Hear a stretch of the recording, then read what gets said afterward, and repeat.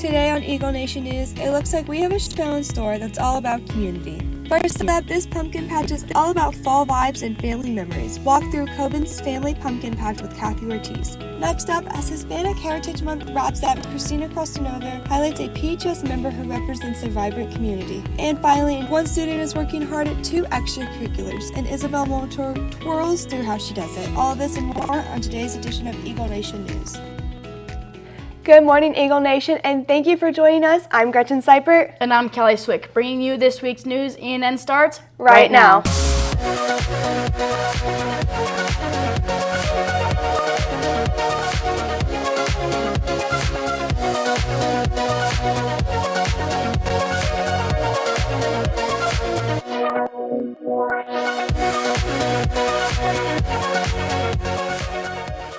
Welcome back, Eagle Nation, and thank you for joining us here again at Studio 301.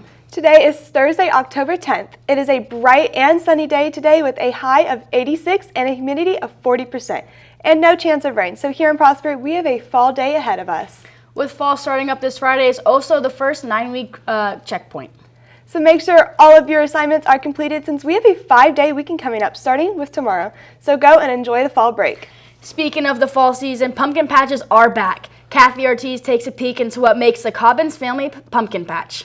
From the heart of Collingville to the fields of Sanger, a family's dream grows into a thriving pumpkin patch, bringing community and tradition together. It started with a shift in this mom's life. My 2 youngest boys were going into their senior and sophomore years of school, and my mother's heart was breaking, and I just didn't know what I would do with myself. I had been a mom for as long as I could remember, just taking walks. I realized one of those days that I was standing right next to the pumpkin patch. I was like, I can open a pumpkin patch. A first-time visitor shares their opinion on the family farm. It's been a lot of fun. It feels like there's a lot to do, but also you feel like you can have some privacy instead of being like crushed in with other people. We'll definitely come back. It was our first time, but she's had so much fun, and definitely when it's cooler, we'll be coming back. When opening the pumpkin patch, she realized she could still be a mom to all the families that came. When I see families gathered, having a good time, just really being in, I like to think we provide a really safe and welcoming environment for family and friends. Like, it just warms my heart when I see families sitting around, eating at the picnic tables or playing a game. Reporting for Eagle Nation News, I'm Catherine Ortiz. The family will be hosting a trunk or treat on October 31st. To look out for more events that go to CobbensFamilyPumpkinPatch.com. Visiting pumpkin patches is such a fantastic way to get in the Halloween spirit. Even going with friends is a great way to get out and enjoy the fall weather we've been having. Don't forget about all the fall movies. Those are the best. Especially the ones that get you on the edge of your seat. Speaking of getting on the edge of your seat, there are many new announcements in Hollywood. Talent Talk is up next. Join the Rocketry Club, which is dedicated to designing and building rockets. Members get to collaborate in rocketry competitions while also gaining hands-on experience in aerospace technology and teamwork. Meetings are every Tuesday from 4:15 to 5:15 p.m. New releases are striking controversy in the film industry. Imogen Perez is in studio with this week's Talent Talk. Thank you, Callie. Joker Filet Adieu, the newest Joker movie, which was released just last week, has already been faced with so much backlash. The sequel, in its debut, hit the box office with ticket sales over 37.8 million in just one weekend, but fans weren't impressed. The film already has a 33% Rotten Tomatoes score as well as a 1.8 on Google. An article from Variety states, quote, "You want to know what's wrong with the Joker sequel? It's boring. Its fatal flaw is turning the fans of the film into its villain," as well as others saying it was excruciatingly dull. The $200 million film is expected to drop 70% in weekend 2, meaning they won't get near to the $1 billion the original film made. I haven't seen the film yet myself, but after hearing all these comments, I'm not sure if I want to. Switching from television to film, The Outer Banks Season 4 was just released today. Take a look. That's where the story should have ended. But really? It was just the beginning. This season brings back so many amazing actors from the previous seasons, and I know as soon as I get home, I'm gonna start watching. And while on the topic of new releases, just yesterday, they released the theme for the 2025 Met Gala, which will take place on May 5th. The theme for this year's Met is super fine, tailoring black styles based on the style of African American men throughout history. This actually struck up some controversy with appropriate backlash. One critic even went to say, sounds like a recipe for appropriate disaster. Stylists study up. While I am a little worried as to what this year will have to bring, I'm so excited to see what this year's celebrities bring to the table, since last year's were amazing. But I was wondering what you guys back at the desk think about any of these. I definitely want to go watch the new Joker movie. I watched the first one and was so impressed. So hopefully this one is good. I'm super excited for Outer Banks Season 4. I remember watching it when it first came out. It just makes me want to live on the beach, hunt for lost treasure, and marry one of the boys on the show, especially Rafe. I know I've made it a tradition to always watch the new season the day it comes out. Talking about traditions, it's now Hispanic Heritage Month. It's a month-long celebration of Hispanic and Latino history and culture that ends on October 15th. For this celebration, Christina Krasanova sits down with PHS teacher Miss Marquez to unpack how she shows her culture. Y de la humanidad. Miss Marquez immigrated from Venezuela to Prosper, Texas 21 years ago. I wanted to do something different because I didn't want to travel. I wanted to stay with my children. So I decided to try teaching, and I just love it from day one. This month, she looks back at how she first discovered a rich connection to her heritage. The wonderful thing about Texas is that it used to be Mexico. They bring their music, they bring their ideas. We are one important culture.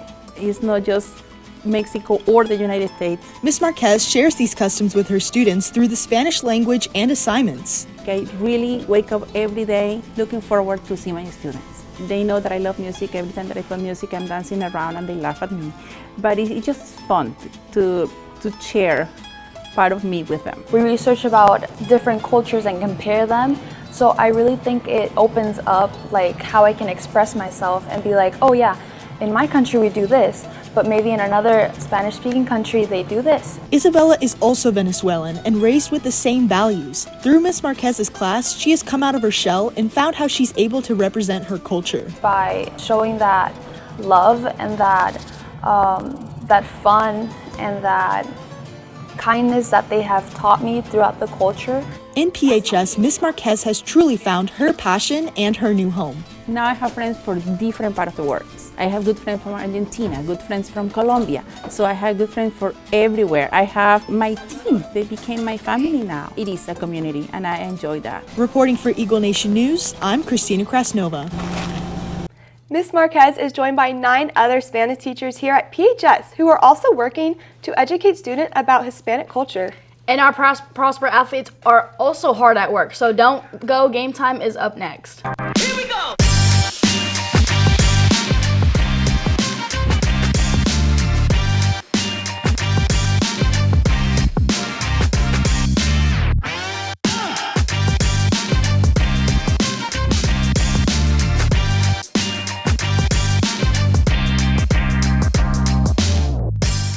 With some Prosper sports making it to the playoffs, they are still continuing to excel. Bryson Swake is in studio with this week's sports update.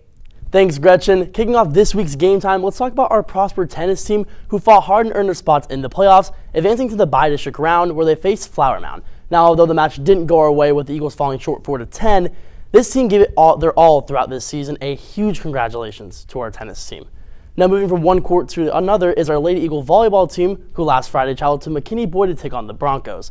Unfortunately, they couldn't secure the win, falling to the Broncos 3-1, but they then returned home to battle Plano East and also came out short again, losing 3-0. The team is looking to turn things around in their next game tomorrow against Rock Hill. Let's wish them luck as they aim to snap their 3-game losing streak. Now splashing over to water polo news, both our boys and girls teams secured a spot into the playoffs, with the girls playing their first on Tuesday against Denton Geyer. Now this game was head-to-head all throughout, but the girls were just out of reach as they fell short with a close score of 11-10. However, our boys on Wednesday also played in their bi-district game against Denton Braswell and swept the floor with them, closing out the game with a dominant 20-7 win. The boys' next game will be in the area finals against Highland Park. Good luck to our boys' water polo. Running it over to cross-country news, our runners are gearing up to race in the UIL 6A District 6XC Championship this Friday at Myers Park. Good luck to our cross-country team. Now taking a step back from Prosper, from fast runners to fast cars, there are some exciting changes coming to the Dallas area that some of you race fans will enjoy. Colton Boston's at the Star in Frisco to tell us about a major racing series coming to the Dallas area.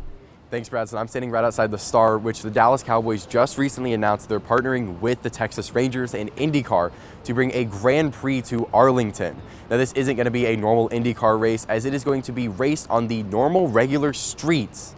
Now, this isn't anything new for IndyCars. They've done it for Long Beach, Toronto, Detroit, and St. Petersburg. And this track is going to have 14 turns. It's going to be 2.73 miles, and it's going to go around Globe Life Park and AT&T Stadium. But citizens of Arlington have started to voice their opinions on some of their concerns about this race and the traffic and disruptions it may cause in the area. And I know as an IndyCar fan myself, I am extremely excited to see IndyCar back in DFW. But Bradston, I want to know, what do you think about these changes? Thanks, Colton. Me personally, you've definitely shown me how much fun motorsports are, and I know me, along with many other people, are going to be excited for these changes. And finally, bringing it back to Prosper, let's end off this week's Game Time with our Prosper football team, who last Friday faced off against our crosstown rivals, the Rock Hill Bluehawks. Now, this game started off slow, with Prosper being up by only 7 points at the end of the first quarter, but the momentum really started to pick up as they were able to score another 21 unanswered points, putting the game at 28-0 at halftime. Then at the third quarter, the Eagles came back onto the field to score another 2 touchdowns, and our defense was having an absolute field day as they were putting pressure on Rock Hill's quarterback all game long. But they did sadly allow Rock Hill to score once this quarter. They then decided to end the game with one more touchdown in the last remaining minutes, sealing this game up with a final score of 49-7. Watching this game myself in person, I'd say that the player of this game was no doubt to anyone, Braden Imhoff, who set a new school record for passing yards with a whopping 416 yards in this game. But he also set another record for this game for the most touchdowns, as he put up 6 this game. What an incredible performance, and a huge congratulations to Braden. The football team hopes to keep this energy going as they prepare to face the Plano Wildcats tomorrow at John Clark Stadium. Good luck to our football team. And with that, that's all I have for this week of Game Time. Back to you guys at the desk. It's so awesome to see all these teams thriving this year. It sure takes a lot of hard work and dedication. And one student here at PHS that has dedication is included in not 1 but 2 performing arts programs. Isabel Moulter jumps into the story of Katie Lynn's talents. Before school, after class, and under Friday Night Lights, one PHS student is part of not 1 but 2 performing arts programs. At football games, I am with the band for first quarter, and then I leave to go with Talonets and stretch and run our dance. And then for halftime, I do the Talonette performance, and I run to the back of the field where my ladder is to perform for band. Katie Lynn's dedication to her talents shines throughout her teams. So Katie Lynn is very positive. She's always on top of everything, makes sure she has the choreography. She's very reliable. Despite trials, this talonette and drum major has been able to accomplish 2 dreams at once. Challenges I've faced would be just missing a little bit of both organizations here and there, because sometimes they will conflict. I've learned that you're able to do what you want to do as long as you communicate with each side. My favorite part about both programs is just being able to do what I love. Like, I'm not having to choose, oh, I like dance more, or oh, I like band more. I'm able to just be like, I like both of them, so I'm able to do both of them.